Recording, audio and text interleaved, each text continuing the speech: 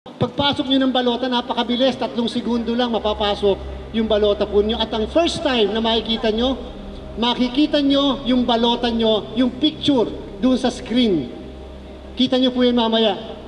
Para pwede nyo i-check yung resibo ba na nakuha nyo at yung balota na napicturan, tama ba ang boto doon sa balota. Ang pinakahuli po niyan na importante sa lahat, pag may mga watchers kayo, kamag-anak na watchers, sabihin nyo, kahit tapos na ang botohan, nakapag-imprenta na ng election returns, nakuha na yung copy ng election returns, huwag nyo munang aalis. May pinakahuling gagawin yung makina. Sa lahat ng watchers, observers sa bawat presinto, ipapakita ng machine ang lahat ng pictures ng balota na nahulog sa maghapon. Kung 300 ang bumoto,